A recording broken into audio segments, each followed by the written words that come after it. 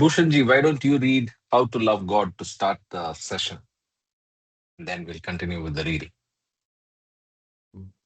Sure. Shall I? Thank you. Yes, please proceed. Yeah. Jai Baba. How to love God? To love God in the most practical way is to love our fellow beings. If we feel for others in the same way as we feel for our own dear ones, we love God. Point 1. If instead of seeing faults in others, we look within ourselves, we are loving God. 2. If instead of robbing others to help ourselves, we rob ourselves to help others, we are loving God. 3. If we suffer in the suffering of others and feel happy in the happiness of others, we are loving God. 4. If instead of worrying over our own misfortunes, we think of ourselves more fortunate than many others, we are loving God. Fifth, if we endure our lot with patience and contentment, accepting it as His will, we are loving God. 6. If we understand and feel that the greatest act of devotion and worship to God is not to hurt or harm any of His beings, we are loving God. 7. To love God as He ought to be loved, we must live for God and die for God, knowing that the goal of all life is to love God and find Him as our own self. Jai Baba. Jai Baba, Jai Baba. Thank you so much. Somehow I wanted to share this in today's How to Love God. I think what struck me as we were going through this was uh, number 4. We should think of ourselves as more fortunate than many. Of course, this is said in the limited context of our soul's interest in always comparing with people better off than us. But I would say we have the blessing of being with the avatar, so that should give us that we should be thankful for that good fortune and remind ourselves of that every morning. Right? That's the unusual takeaway I had from this. Unusual, but very relevant and important, of course. Okay, so let's get started with session number 90. So it's not 89, but it's session number 90. We are in Sakori. Baba is visiting Sakori one last time, and this we'll pick up action from there. Nice to see you, Kama and Sanjay ji. Uh, Ashok ji, you want to start by reading first? Sure. Yeah, Jai Baba, please continue. Jai Baba, Avatar Meher Baba ki Jai. Now to resume, Baba reminisced about the early controversy in the ashram. Maharaj did all this on purpose. He was playing the dual role. It was also at this time that he began to tell people about me, saying, I have given nothing to Meherwan, and he was right. In fact, what was there for him to give me? He only made me know my ancient one status as the avatar. When some of my disciples visited him, he would say things against me. In all such conversation, Maharaj played his role to perfection. He was perfection personified. I Some can years, pause you for a minute. If I yeah, can pause you for a minute, I must share this. We had a great visit to the Meher Nasar or the trust compound, where we actually saw the room where Upasni Maharaj, I mean, it was called Upasni Maharaj's room. And though I've been there before, this visit was better as we got a guided tour. Joanna walked us around and she spent almost maybe half an hour explaining and telling stories associated with the property and the room. So it was very, very special. And thank you, Sanjay ji, for that tip about the photograph. We saw the photograph as well. I mean, the painting. It almost looks like a photograph, the one on the in the room. Yeah, it's beautifully done. Jai Baba. Beautifully done. Thank It's you. Jai like Baba. it's like the pose, the popular pose of Maharaj pose of Baba is very popular. Even in the Darbar, Bombay Center, darbar, you have that darbar pose. Darbar pose. Correct, Darbar pose. Yeah, like the it's like darbar that. pose. It's Yes, so it's it very is much. that kind of beauty. Yeah, very much. Jai Baba. He kind of comes alive in that. Yes, very nice. Yes, thank you. Yeah, continue, Ashok ji. Yeah, if I may add, you feel a different aura or feeling when you visit Mehra. Anytime you visit, you feel uh, a different, a different wave, vibes, waves, whatever you call it. It's a, it's a very interesting place. No doubt. Actually, I mean, this is the first ever time I've taken a car to Mehrazad. So that gave us the luxury of stopping at the trust compound. So what I was referring to is the trust compound, which is in Nagar town now, Ashok ji. You might Oh, have been there. Yeah, so that's where Upasni Maharaj's room is there. And then there's so much of history and Baba linked to that property. We got a glimpse of that. And it's very well maintained and restored and preserved like everything else. But it was nice to hear it firsthand from somebody from the families. So this is the same place known as Mehra, right? Or another? No, no, no, no. So when you go to Mehrazad, if you're gone by the trust bus, there is sometimes a stop at the trust compound. So this was called multiple names: Kushru Quarters, Meher Nazar, or Trust Compound.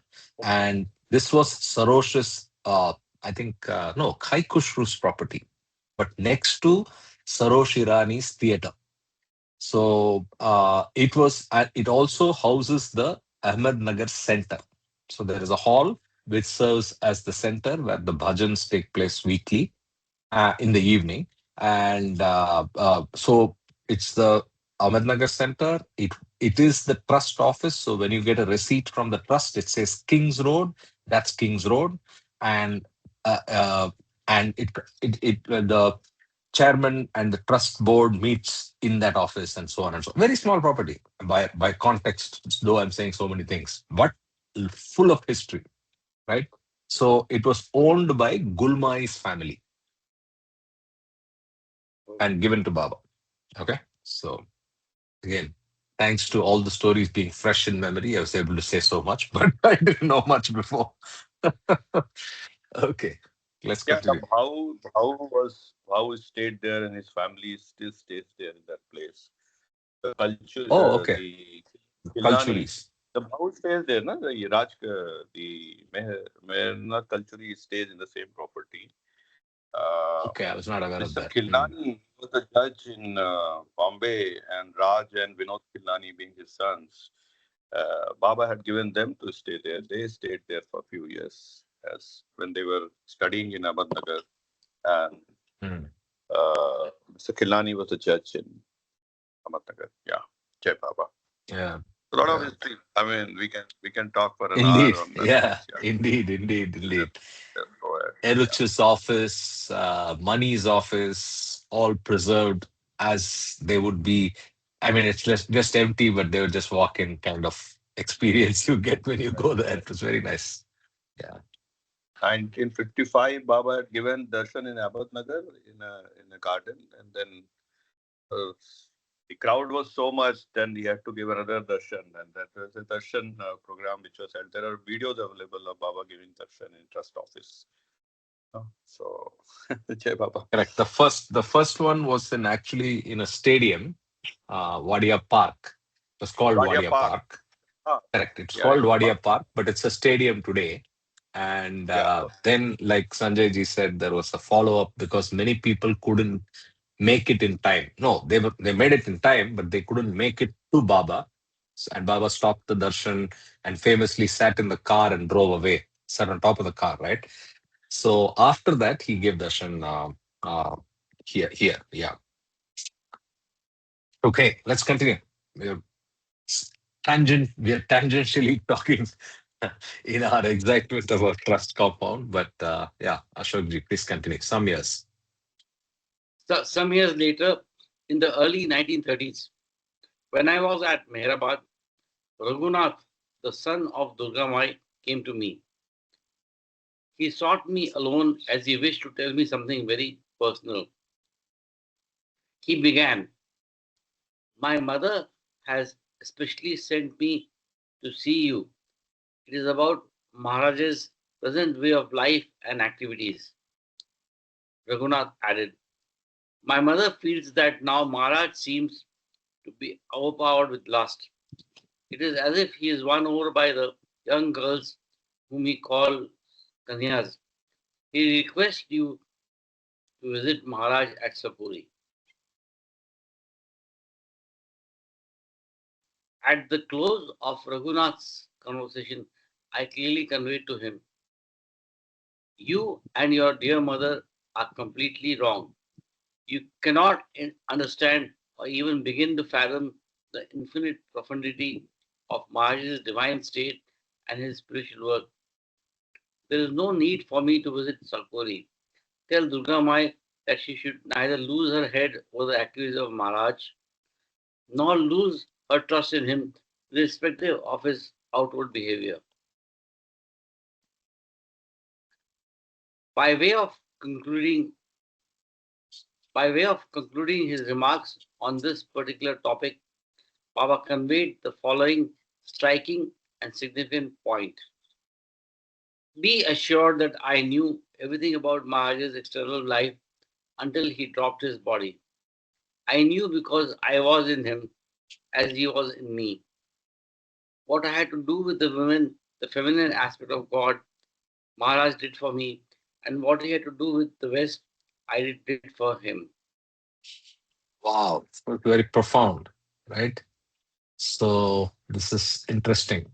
I was thinking recently about the enormous efforts, which of course bear fruit, on how Baba worked so much with the West, right? And traveled so many times and built those solid relationships, laying the cables, as he says.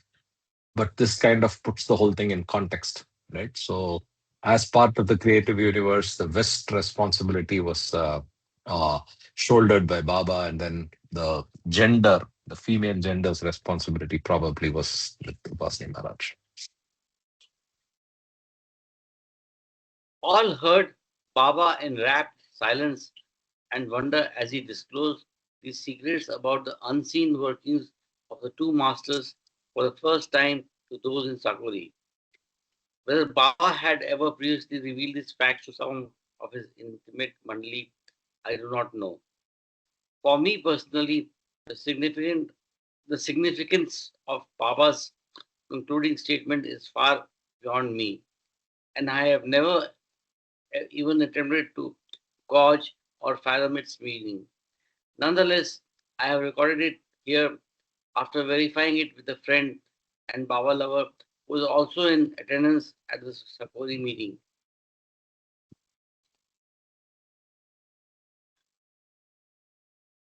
Maharaj's dual role in his relationship with the avatar, as mentioned by Baba, continued for many years. During this period, Kulmai acted as a link between these two masters. Having concluded these reminiscences about the earlier history of Sakori Ashram, Baba now turned to his last meeting with Maharaj shortly before Maharaj's death.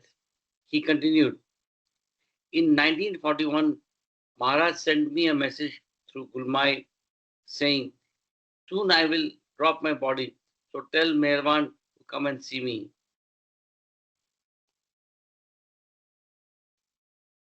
I replied, 'I will not set foot in Sakori.' So the meeting was arranged on a farm not far from Sakori in a one room thatched hut. This meeting took place on October 17th, 1941. I took Gulmai with me on the trip to Dahegao. When I saw Maharaj entering the room, I placed my forehead on his feet. There was no one else in the hut at the time. He raised me up and embraced me with love. He said, Meherwan, you are Adi Shakti, primordial divine power, and began to weep. Tears were streaming down his cheeks. Then we both sat in the hut. Maharaj looked at me and said, break your silence. Through gestures I continued, the time has not yet come. In all, 3 times he asked me to break my silence, though he knew that I would not break it. In the end, he said, keep an eye on Sakuri. Then he promised one thing about his beloved Godavari. Today, in fulfillment of my promise to Maharaj, you find me here. Okay. I'm not sure if this is the photograph, but let me just bring it up. Um, I think this is that last meeting, isn't it? Are you able Yes, to see my? yes.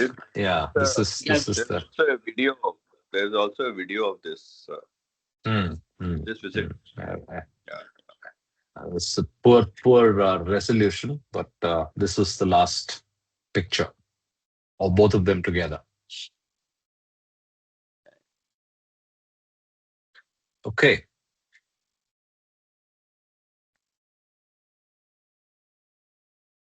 2 or 3 months after my meeting with Maharaj, he dropped his body on December 24th, and Godavari was given charge of the Kanyas.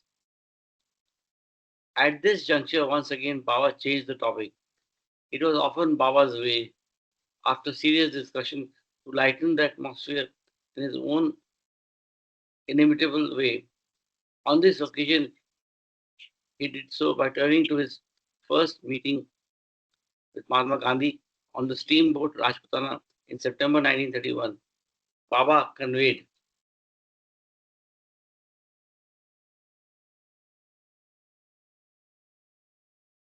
when I was on the steamer sailing from Karachi to the west, Gandhi was one of the passengers. On his own, he came to see me 3 times in my cabin. He talked on lots of subjects, including spirituality.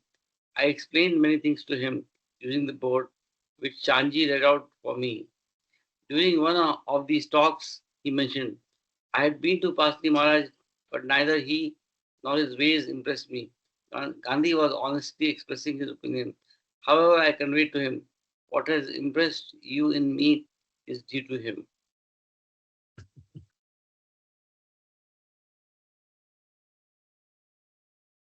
Later, during our talks, Gandhi said, Baba, now the oppression is too much.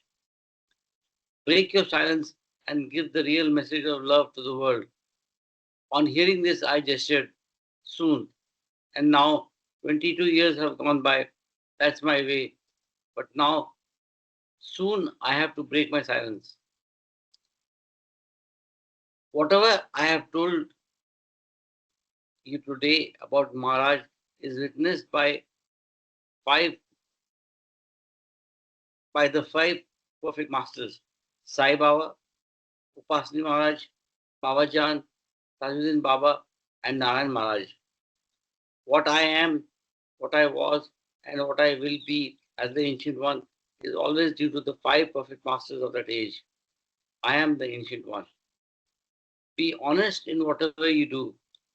Be honest in your love for me. Honesty will make you and will help you love God so that you lose yourself in Him to find me as yourself. Karthik, we can underline the last paragraph. Be honest in Yeah. whatever you do. Be honest in your love for me.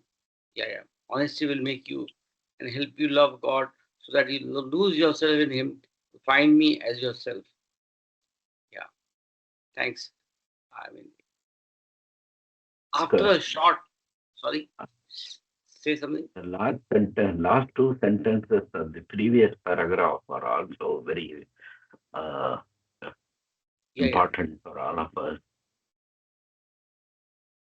Previous What paragraph. I What I am, am, what I was, and what I will be as the ancient one is always due to the five perfect masters of that age.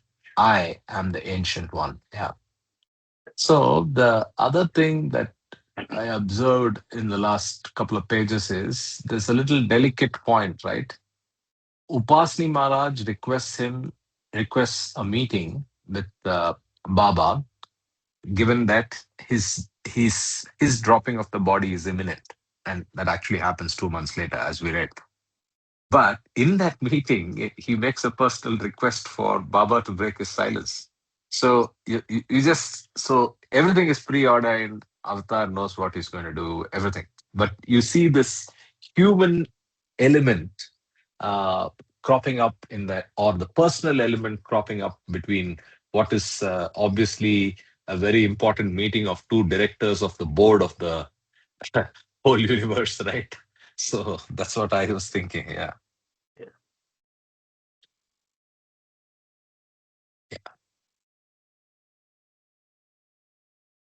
After a short pause, Baba looked at Godavari Mai, and especially to where the Kanyas were sitting, and his fingers began to move again on the board. He continued, although God is beyond all ceremonies and rituals, I want you to understand that whatever Maharaj has instructed you to do faithfully and 100% honesty, not because of ceremonies themselves, but because Maharaj, your Sadguru, has entrusted this work to you. He has ordered you to conduct your worship in this way. Obey him. So this is another example of real obedience. I mean, to your uh, we read in the seven realities. So whoever you take into Sadguru, you obey him 100%. Absolutely. However, for heaven's sake, do not perform these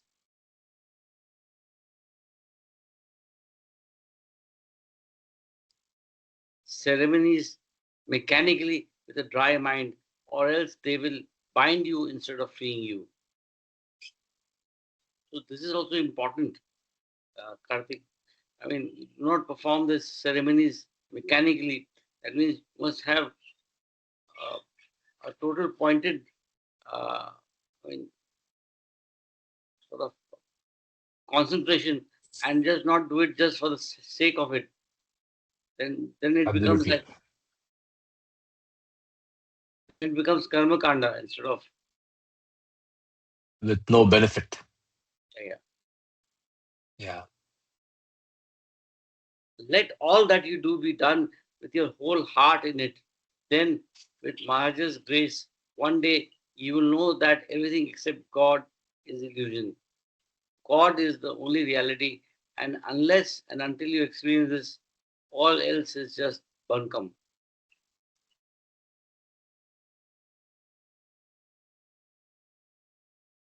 Of what use is it if millions of people were to place their heads on your feet, garland you, call you Sadguru, if you do not have the experience of the I am God state?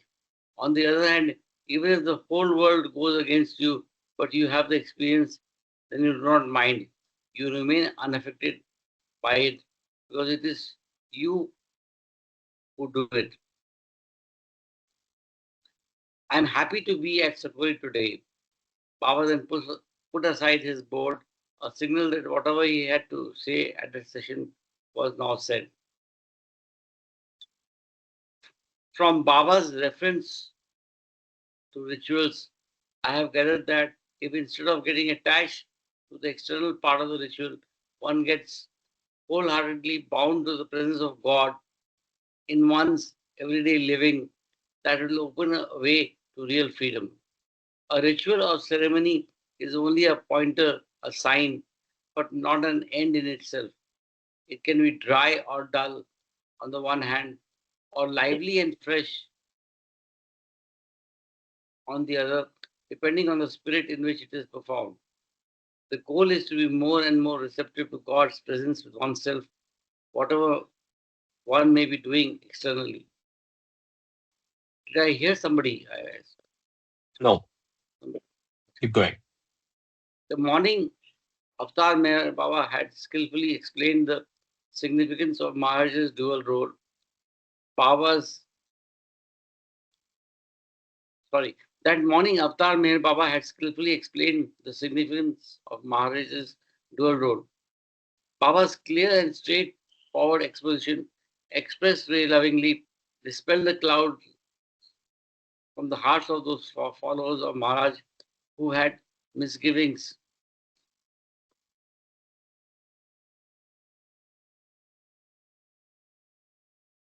about him. This meeting left all those who had participated with a new feeling of love and harmony. In fact, as a sequel to this, a few months later, Godavari Mai visited Ahmednagar with some of the Kanyas to participate in the public darshan that Baba gave there on September 12th.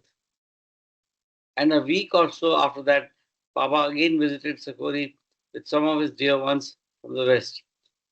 A new understanding dawned between the followers of Maharaj and Meher Baba. At the close of his discourse, there was a resplendent smile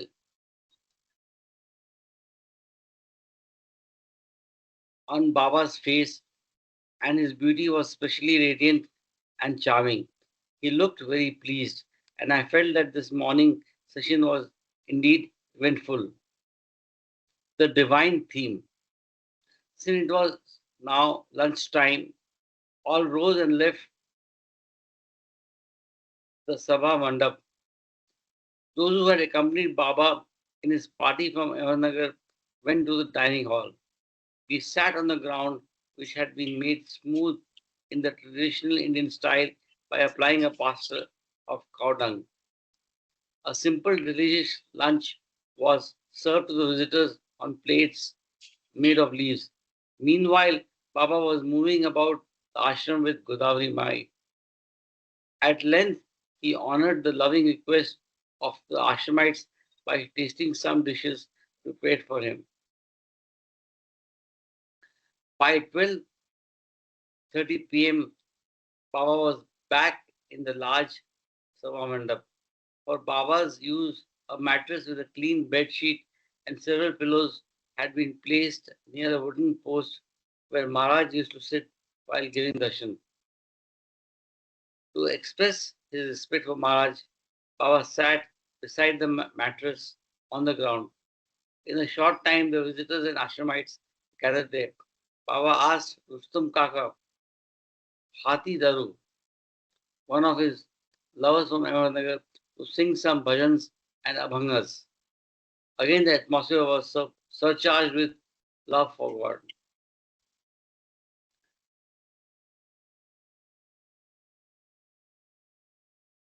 During interludes in the informal singing, Baba casually explained the nature of reality in relation to illusion, using his lively gestures and spelling out words on the alphabet board.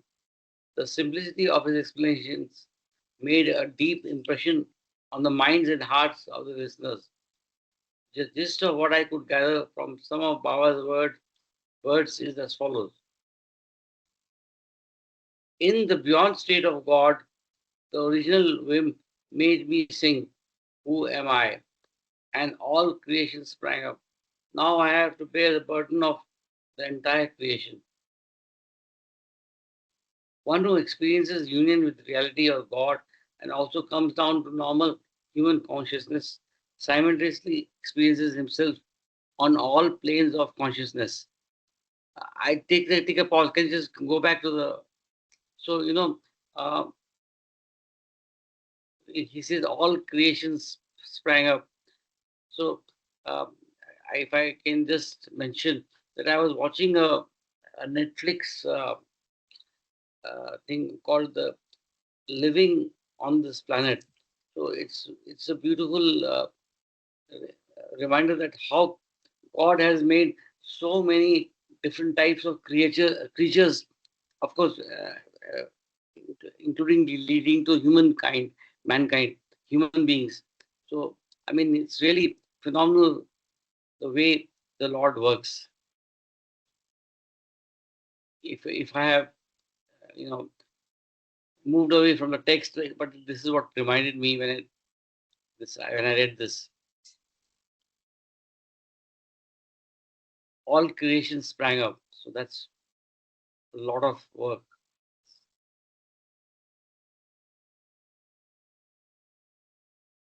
At present, you see me sitting before you, but I am simultaneously with all on the different levels and planes of consciousness. Those who are on the higher planes see me on their levels. However, all that you see, hear, touch, taste, and smell is illusion within illusion. And this illusion has such a hold on you, all that it is extremely hard for anyone to escape it. In fact, each one of you has infinite such as Anand, power, knowledge, and bliss within you. But everyone feels helpless and dissatisfied. How to wipe out this ignorance? Try to follow this figure. Suppose I appear to you in your dream and say to you, my dear, all that you are seeing and hearing is just a dream. But in your dream state, you will not believe what I say. Even now, while sitting before me, you are still dreaming a dream.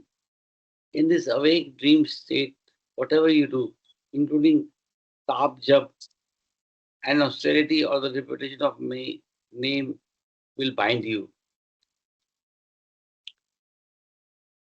Then, how do you get out of this illusion? There is a remedy. It Yeah, is to. just an interjection. Yeah. The tap jap, which is forceful repetition of God, it is tap Yeah, tap jap. Yeah, as tap jap. tapasya. The forceful repetition of God's name will bind you by saying. So it has to come out of heart and From the naturally. heart. That's what is Yeah. meaning of this actually, which will be so his remembrance should be spontaneous as a constant companion. So that's what a corollary or understanding that I get from here. Jai Baba. Sanjay, are you saying it should not be mechanical? It should be with full shraddha. That's what. Yeah. Tap Yes. means you are forcefully doing. Tap jap means forcefully doing it. Yeah. Okay. Jai Baba. Then how do you get? Continue, Ashok. Yeah. Then how do you get out of this illusion? There is a remedy. It is to surrender yourself to me, the reality. The antidote is whatever you think or do, feel that you are not the doer. It is Baba as the inner dweller who is getting it done through you. While feeling this, you have to be natural, very natural. Don't pose. No one should pretend to be what he is not. When I tell you to be natural and honest, I have to be honest too. So, with infinite honesty, I tell you, I am God in human form. Karthik, I think this whole can be underlined because this is the way to get out of the from illusion to reality. I think it is very profound. We surrender to Him, and then we Surrender. Yes. and do not pretend. No one should pretend what he is not. So it's very simple. He's given a very simple, you know, way to get out of illusion. Jay Baba, I have a comment here. Um, can you go back to that paragraph? Sure. Yeah. So there is a tendency for so-called Baba lovers or not so-called Baba lovers to use this excuse to misbehave, to show their character So I don't know whether you have come across people like that. It's like saying, I've surrendered myself to Baba, the reality. Whatever I think or do, whatever I feel, I'm not the doer. It is the Baba as the indweller who's getting it done through me. So I can get angry at you, I can abuse you, I can do all kinds of stuff and throw it at Baba, Yeah. and Baba is doing it. So one has to be very careful that it has to be very contextual, and that people can. There are people who use this as a way to misbehave. Okay, and you can't argue with these kind of people because that's how they are. So that's just a comment, Jai Baba. Very interesting Yeah, yeah, point, right? completely agree, So that, Kamaji. yeah, yeah. Very interesting point. And yes, we can slip into that zone. So we have to be on our watch. And the key word in Kama's comment is context, right? So don't take any statement of Baba and apply it universally. Understand the context, and every statement is correct, every statement is applicable, but every statement comes with its rich context. And that's where our refinement and maturity and progress will be easier if we appreciate the context and imbibe the messages, right? So it's very easy to take one line and get into trouble. Yeah. With due respect to all of those people, they might have their reasons, but good comment. Yeah, one more thing just to add on, because in beginning you read the 8 precepts of how to love God. And actually, when you look at those 8 precepts, messages, it's clearly Baba is talking about our relationship with other human beings and with our own self. Like, for example, you pointed out that number 4, that we all have to be very grateful that we are under Baba's umbrella. And that's a big plus for us. And Yeah. so what what it really means is it's not just about using Baba as a excuse, and saying I can behave like this or that, but actually re-engineering ourselves and how we behave with people. Like in the chapter on love, Baba says those 4 spiritual attributes before you attain pure love as a gift of the perfect master, which is look at the good points of others rather than their bad points, no backbiting, supreme tolerance, and the Yeah. happiness of others at the cost of own happiness. So what I am understanding more and more is our relationship with inanimate and animate objects, whether it's human beings or animals.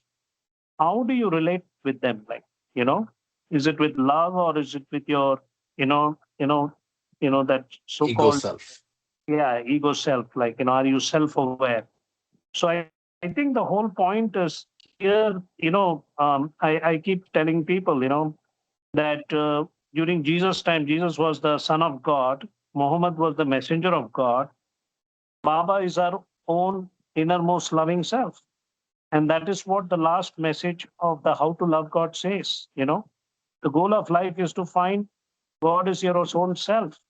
So ultimate thing is, I think that Baba is like a coach initially, like your PhD guide, but again, we have to work on ourselves. As he said, I can't change your destiny, but I can only give you inner strength.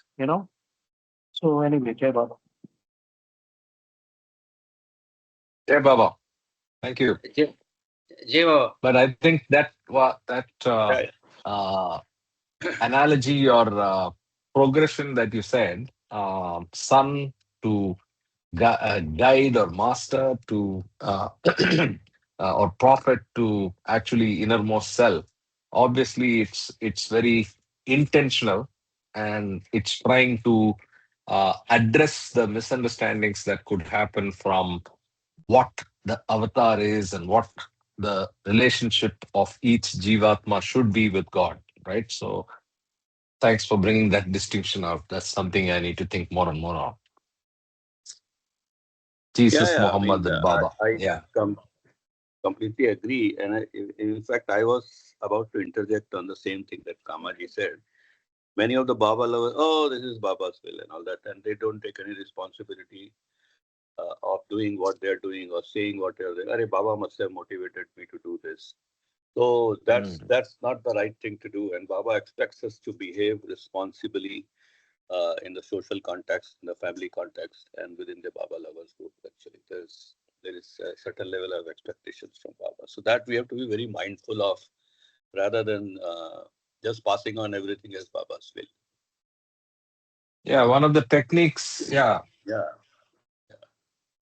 one of the techniques one should follow is, again, I'm not saying it's morality, right? But it's more, would you do this in the presence of Baba?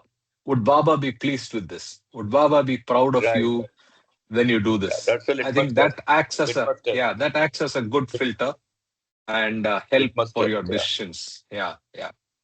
So, but then it's very difficult in our busy day-to-day lives to be able to apply this litmus test, because we have the baggage, lust, anger, greed. So we get angry quickly. We Yeah. move and make Right. decisions without keeping Yes. this in mind. But yeah, good discussion. Yeah. Yeah. We have baggage of sanskaras and the filters on our eyes, actually. So we are preconceived in many of the things. Yeah. Jai Baba. Yes, Colored. yes, yes. But Yeah. I So think I'm not I'm not opposing this part, but I feel this is also part of journey. This might be also part of journey when we're going journey towards Baba. We might also go into the this kind of faith in our one of the life, or maybe we'll go to the next life, or we don't know, right? So So, Ashish, I I agree with your Mhm. logic, saying you are surrendering and Mhm. hence you are accepting that. But there is one thing, right? So there is intelligent action and just doing anything without applying all the principles Baba has taught us. So the journey can be quicker if you get Mhm. closer to intelligent action. That's all we are discussing, right? Think about it that way. So one is you just say, I'll just go with the flow, Baba is doing everything. Okay. Now there the risk Mhm. is you might be extending your journey into the into towards your final destination. Whereas the more of course surrender to Baba, but also live life as it should be lived. Live it as with the recognition of the true values of everything around you. With that values and the messages and the guidance of Baba, you live your life. Then your chances of quickening the journey to the last destination is higher. Just my thought. Yeah, you're right. What I meant to say is, like, maybe you are a little bit ahead of the journey. Some person might be, I will not say Yes, behind it, yes, but absolutely. maybe, yeah, Yeah, right. So that person, yeah, we are saying, okay, this person is doing something wrong, but we don't know. My point is, yeah, yeah. We are we not don't we are know. not worried. Yeah. Yeah, yes, We we should should not not worried comment. about We that. should not be. Yeah, We Yeah. should not comment. Ashish, We is should it not that be worried. simple? If I have to good marks in my exam, I have to work hard. Right? It's just like that. As simple yeah, correlation. just concentrate on Unless ourselves. unless That's I all. study hard and work and practice, I don't get good marks or I pass the exam with distinction. So the effort is absolutely needed. Though even your effort is part of the overall divine plan, but the effort is still needed. We cannot say everything is happening and I am just as a laissez-faire things are happening in my life. Jai Baba. That's what Yeah. I mean. Yeah, Fatalism, Jai right? So Baba. you cannot resort to fatalism. Just say fate. I'm just going. I'll just now I'm with Baba, so Baba will decide. So you have to guard against that risk. That you just No, surrenderance is not fatalism. I, Surrenderance is I'm not very opposing very that part. yeah, yeah, You're yeah. right. No, What no, I'm but that's saying, a I'm good not point opposing that part. because I want to clarify that surrenderance does not mean that you don't Absolutely. use. No, Yeah, no, no. yeah. What I'm saying, I agree to your part. Maybe you understand it. I may understand it a little bit. I will try that part. But what I'm saying, if you feel someone is not following the Baba's path, right? Maybe you can tell him once, but that's his journey, right? That's what my point is. If someone is not following it, that's his. But I do not care about it. That's what my part. I mean to say. Yeah. That's a good point, also. Yes, Nothing. very Yeah, important. yeah.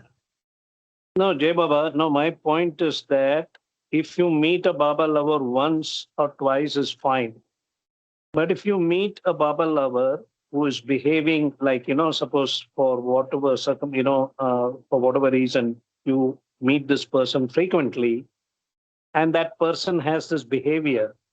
Yes, it's none of my business to tell him like, hey, you're behaving like this or anything. I'm just saying that you can't allow that person to influence you. And that is Yeah. something that Yeah. Right. my Right. observation is Yes. that you can't let that Very person, correct. let go and say Absolutely. like, oh, he's saying like, I'm a very angry person, this is, I'm just giving it to Baba, like surrender. That doesn't mean that I have to interact with that person, because he gets, goes into outbursts and anger and all that kind of thing. I'm just giving an example, and the second thing is like an analogy is basically in the material life. You do your PhD with a Nobel Prize winner, okay, you got it. Then what? You have to do publish or perish. Then you have to go through tenure, assistant professor, associate professor, full professor, and probably, emeritus or whatever that is. So I think that, at least from my point of view, Baba has given me the PhD. Like now, he has given clarity, he's given us the knowledge now. Now, can I put it into action in my own life on a day-to-day basis? Mm. I keep referring to Baba. He's given me the architecture, the framework. I've got my PhD, but I still have to do what you call as intense longing, intense effort, infinite patience. So that I think is like, suppose I'm a mama's boy, like, okay, I have great parents who have taught me, I admire my parents, I love them, and blah, blah, blah. But I can't keep going to my parents all the time for decision making or whatever. The parents are telling, man, you're grown up, you're married. Like, why are you coming to me? Like, don't be a mama's boy. Like, you know, that's what I mean. Like, just an analogy that you can't keep going to Baba. Yeah. Like Baba he wants us to release him, frankly. You know, what he's saying is surrender means follow his precepts. But, now go on, keep improving, keep working on yourself, keep progressing on your path. And that's what it's all about. Yeah, Baba. So basically, Yeah, Baba. it's using your uh, best judgment and keeping all the principles, the framework which Baba has given. We have to do as we have to put in a lot of effort. We can't put it just on autopilot that we have come into Baba's fold, so it's on autopilot. Let it take its own course. You have to put in your own efforts.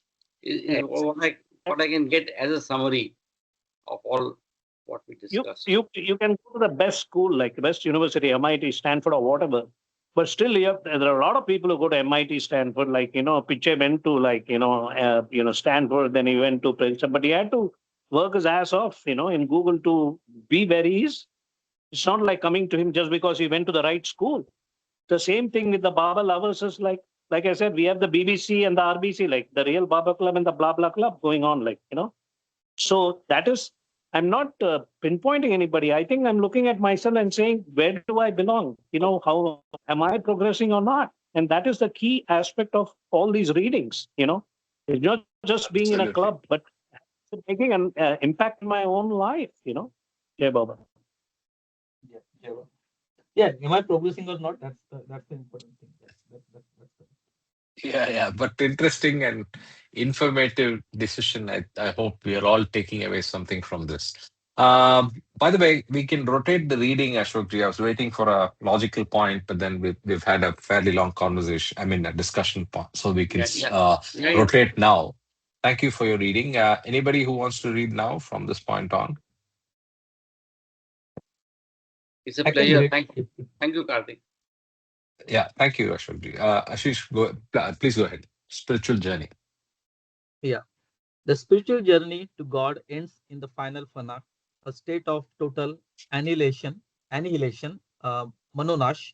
Then follows baka bila, the experience of the I am God state of perfect ones.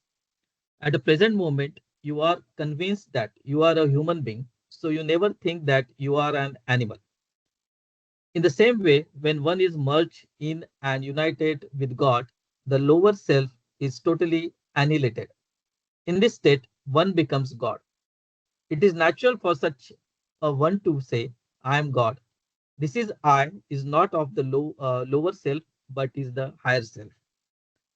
At present, one of my mandali says hundreds of suns and moons. He sees them in me. However, thousands of such experiences are far from the final experience of union with God, in which one experiences reality as reality. Truth is simple, infinitely simple, but this makes it infinitely difficult. You, as the lower self, are the curtain over your real self. So, what is the way out of his labyrinth? This quagmire. What is quag? Yeah. Yeah. Labyrinth. Labyrinth is basically a maze Mhm. kind of a thing. And Okay. quagmire is, what should you say in Hindi? Uh, anyway, I'll look up both the words so you'll see it. Mhm.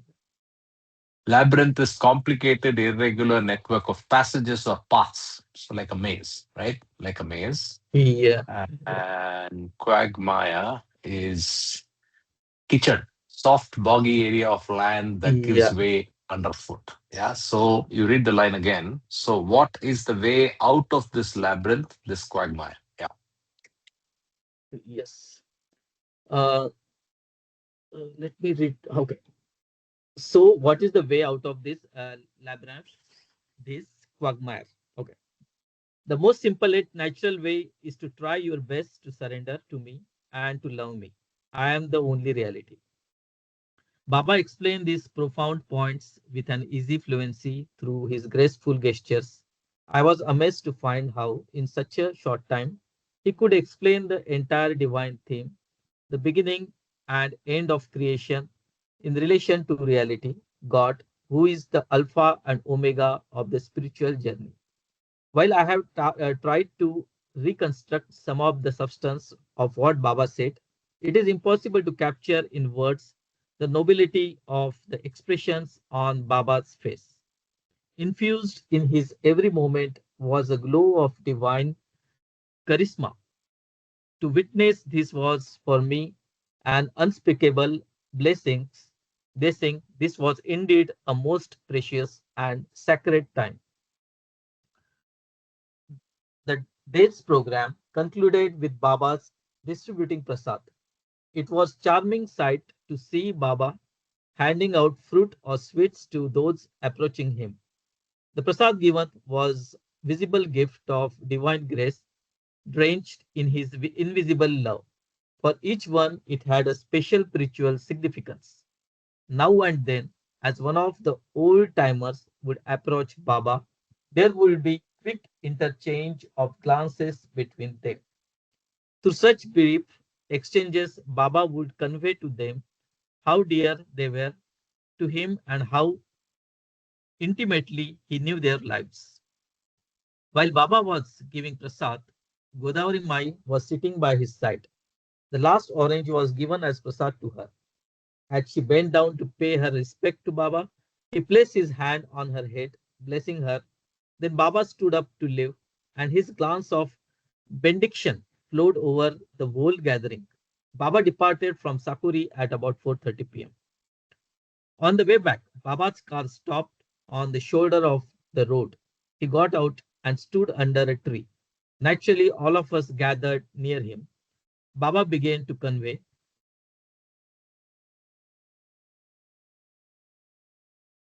today, I am really pleased. Godavari is pure-hearted woman, very lovable. When you were having lunch, she took me inside and requested me to sit on the jhula, the swing used by Maharaj. She called the other kanyas and asked them to sing some devotional songs. I said to her, play your part as Maharaj has instructed you without any doubts.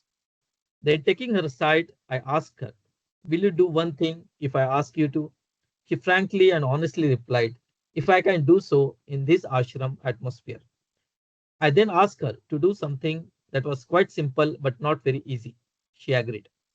Baba did not disclose the nature of the instruction, but was evidently pleased with her obedience. He continued, You do not know what great sacrifice and suffering Godavari had to undergo throughout the year she stayed with Maharaj. She is really an exceptional person. There was a look of satisfaction on Baba's face. His car then proceeded towards Ahmednagar. Two Sadgurus, Babajan and Maharaj. Just before his hectic darshan programs in Andhra, Baba had dictated a special message which he intended to convey during his forthcoming visit to Sakuri. However, after reaching Sakuri on March 20, he chose instead to enlighten those gathered at the Upasni Nagar ashram on the important subject of his life and relationship with Maharaj. The text of the prepared message, which Baba did not choose to give out at the Sakuri Darshan, is reproduced below. In the beyond state of God, sex does not exist. There only the one indivisible existence prevails. It is in the realm of the illusory phenomenon called the universe that sex asserts in itself. Babajan, the perfect master, who is less than an instant made me experience my ancient infinite state, had the Muslim form of woman. Upasi Maharaj, who brought me down to normal consciousness, had the Hindu form of a man. As a young and beautiful girl, Babajan, who was of noble and rich family, renounced the world just before she was going to be married because of her great love for God and the urge to be one with God. Every one of you, whether man or woman, of any caste, creed, or color, has an equal right to attain divinity. It has been possible for man to become God through love of God. External renunciation is not at all necessary. Each and all man or woman, whilst attending to all duties in every walk of life, can attain divine fatherhood and universal motherhood through honest love for God. To express your love for God, you must live a life of love, honesty, and self sacrifice. Merely to chant arti, to perform puja, to offer flowers, fruits, and sweets, and to bow down can never mean that you love God and you ought to be loved. Similarly, merely Love giving God. darshan, Wait. Repeat that line. Merely to chant arti, to perform puja, to offer flowers, fruits, and sweets, and to bow down can never mean that you love God as He ought to be loved. yeah, Yeah. Yeah. yes. Similarly, merely giving darshan to the masses, having crowds flocking around, delivering messages to the multitudes, and performing so-called miracles may be conventionally accepted attributes of a divine personage in your midst, but I say with divine honesty that all this is not necessarily a sign of true divinity. Jay Baba Karthik, God is not. the previous paragraph, the first line, I think is worth underlining at least. That is, to express your love for God, you must live a life of love, honesty, and self sacrifice. Yeah. Sure. So, Jay Baba, I have a query here. Just Karthik mentioned you um, ought to be loved, right? So, does it Oh, include he as that? he ought to be loved. Yeah. So, can we interpret it as because he's our own innermost loving self, we all love ourselves, right? But of course, we have now learned that we can't be loving our ego personality self. We have to love that realized self, which is Baba, which is the same in all of us, right? So, can we say that, that it's the way to interpret that could be he's talking about our own realized self? Is that valid? Yeah, Baba. Yeah. Yeah. God equal to innermost loving self. in a form. So how I was thinking of how to love God. So what he means here is that you love God as he ought to be loved. What is as he ought to be loved? It's how to love God, right? So you have to put that in practice, not just Just mechanical rituals and offering fruits and all of that. so again, it comes down to relationships, right? The in the waking state. So when we go to sleep, we have no control on that. When we are in deep sleep, we have no control on that. The only place where we can use intelligent action discreetly is basically through Vivek and Vairagya, is during the waking state where we love God based on those how to love God precepts or messages. And the other insight I had this time was, the personal form of God and impersonal form of God. And this is what I had an insight. The personal form of God is pure divine love. Let's call it love. So when we say love, we are actually talking about pure divine love. And the impersonal form of God is the capital self, our innermost loving self. That is the insight I got. Jai Baba. Yeah, that's a good one. Jay Baba, another insight which I got is that the number two of how to love God, you rob ourselves to help others. I mean, that's also instead of robbing us others to help ourselves, we rob ourselves to help others. We are loving God. So I mean, this is more of the how we should behave and how we should relate to uh, other human beings, and also I mean, there's a lot of wisdom in what is this seven precepts, or I mean, So does it mean, Professor Ashok, you will give good grades to your students, even if they no, no, don't no, deserve it? no. I'm not saying that. I'm saying that if there's somebody in need, you sacrifice your own needs to help others. Is what I infer from number two.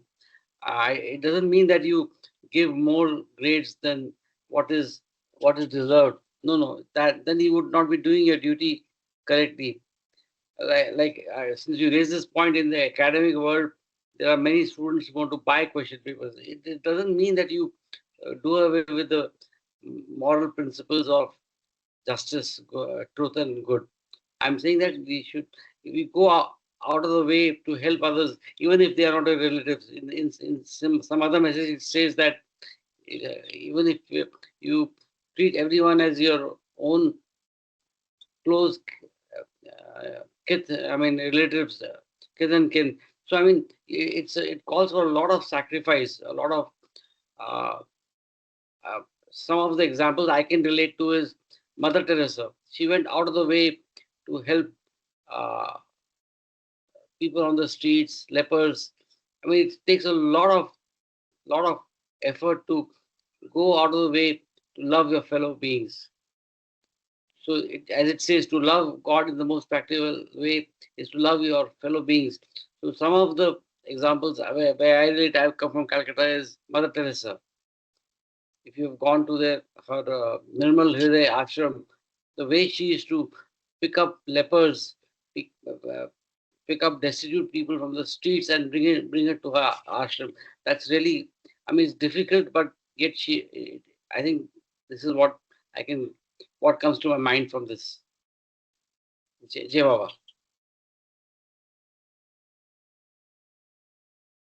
Okay, let's continue. Similarly, Yeah.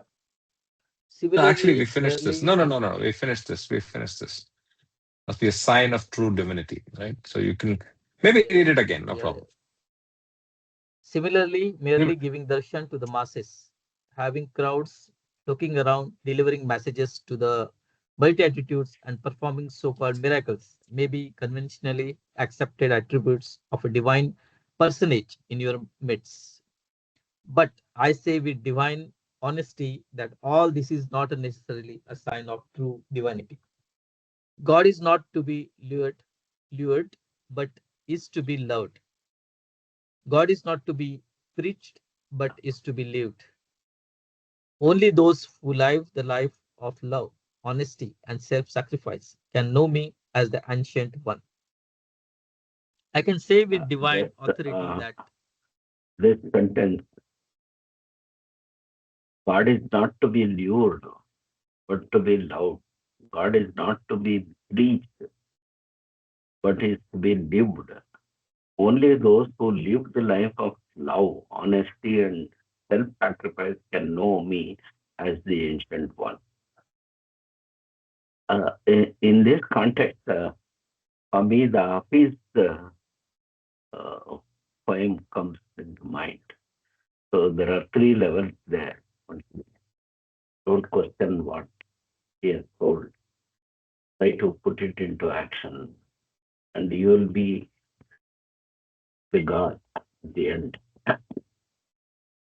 Befitting a fortunate slave, carry out every command of the master without any question of why and what. That without any question of why and what is trying to reduce our Difficult part. ego every time.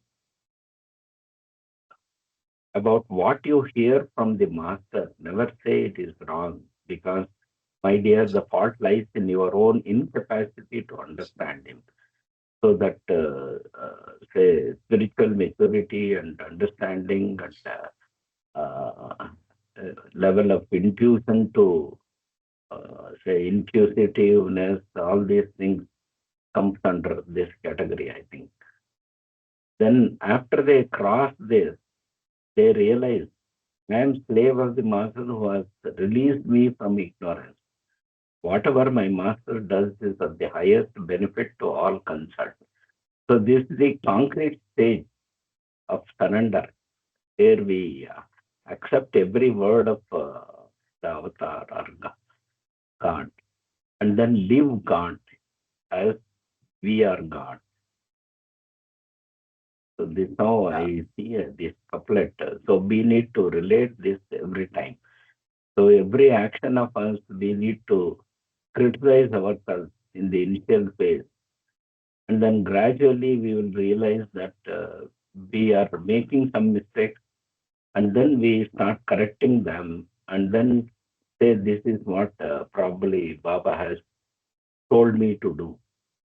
And then the third stage is where we have reached that phase where we almost never do any wrong.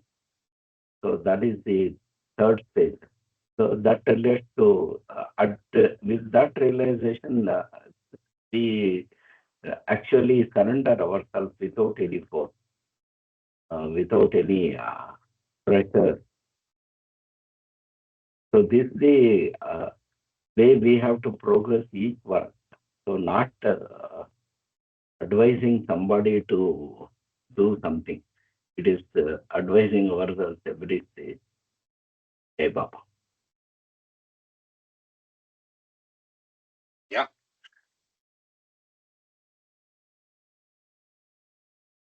And here okay. one more word, twice or thrice we have read this. Uh, Not this, just before, previous paragraph. Here in the last part of this sentence, but I say with divine honesty. So Baba is repeatedly using this honesty. So is there a need for Baba to say, I am saying this honestly? Still he is saying that all this is not necessarily a sign of ruin, uh, that every word Baba has said, he says he is saying it very honestly. I don't think Baba needs to say that, but he says like that means we have to be very careful in what we say also. So we have to think repeatedly what we are doing or saying or interacting is really properly done or not. So if everyone does that, everyone will be reaching divinity. So there will be gradation. Uh, so the Baba Club will never do divine honesty aspect. Baba. His statement looks Short very answer simple, to. but that to implementation is Very too hard. profound. Only Yeah. those who Yes, live yes, yes.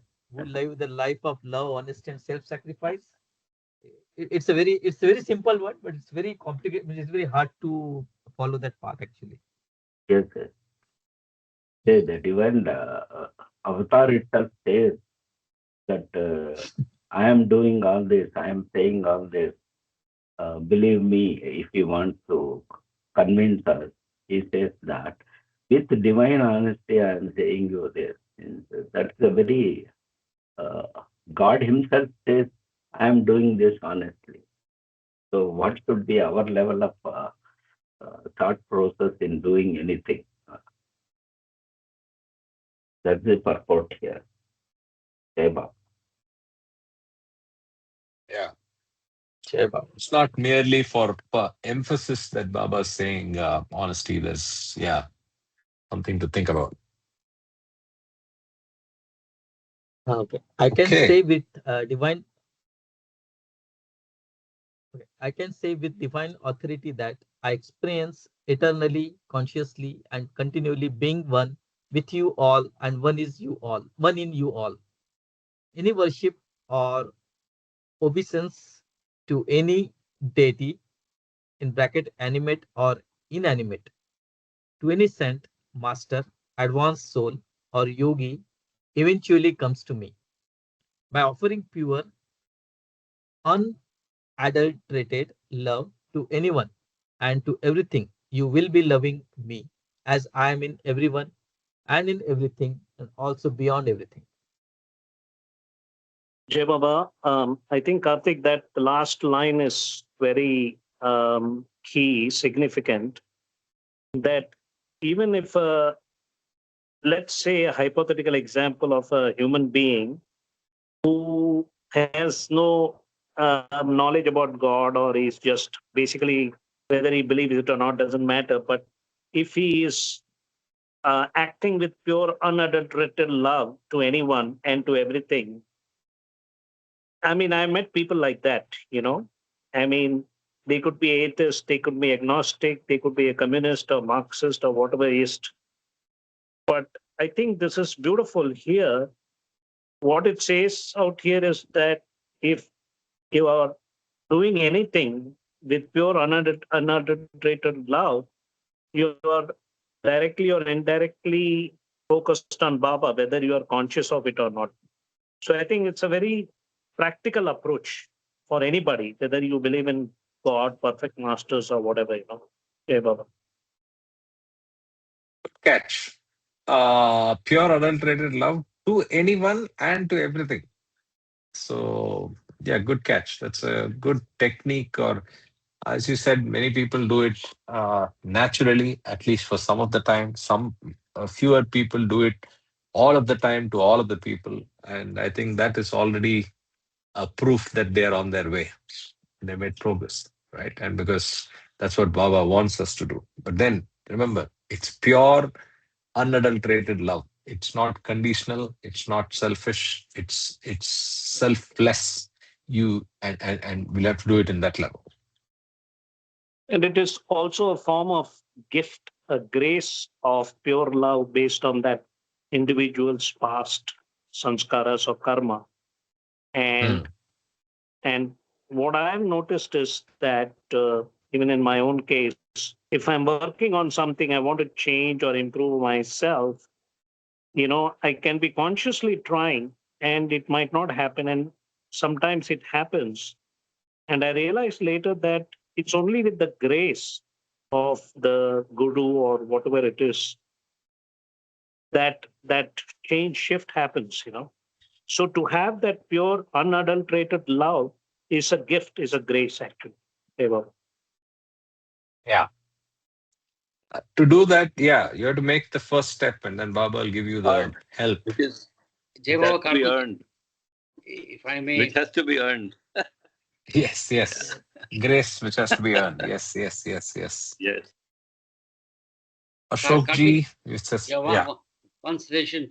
Pure, unadulterated love, you can possibly highlight in yellow or some other color, because that's the key in that earlier sentence. By offering pure, unadulterated love. These three words you can put in a different color, maybe yellow or whatever. Yeah, or underline. Yeah.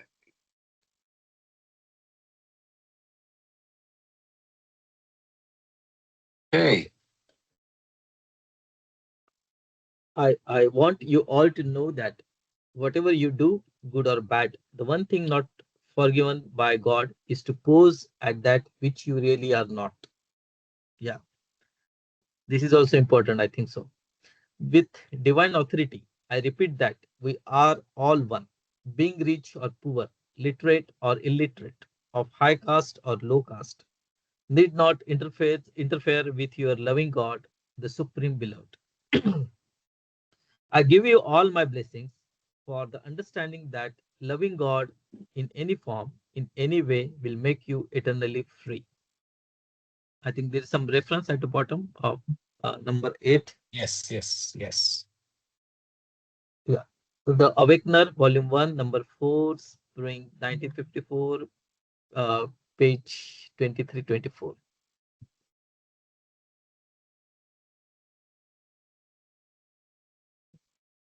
Is that it? Okay.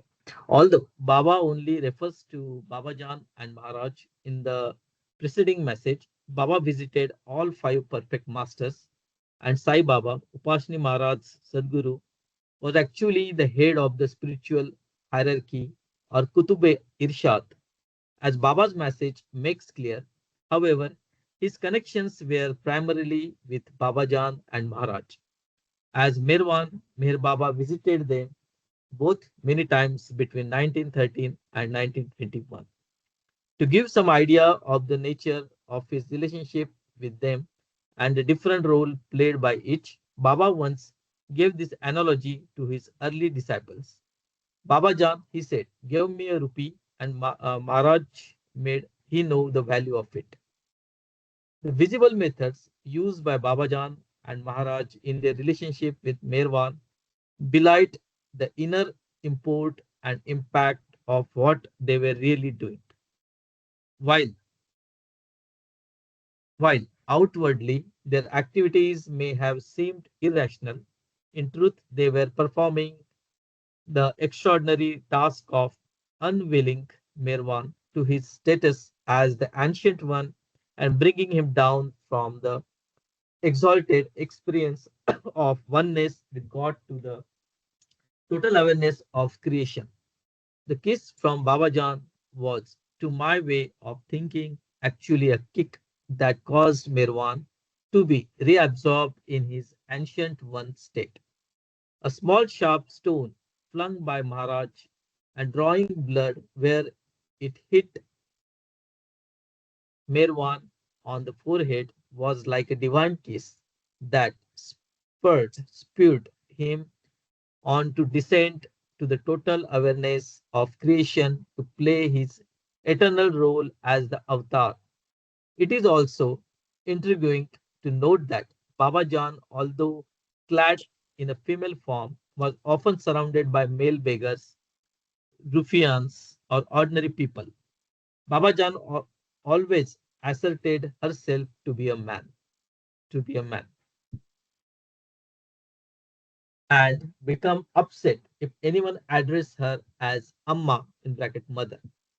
On the other hand, Maharaj, who had a male form, worked closely with a group of pure-hearted, devout virgins in bracket the Kanyas, at times going to the length of wearing bangles and dressing in a sari like a woman.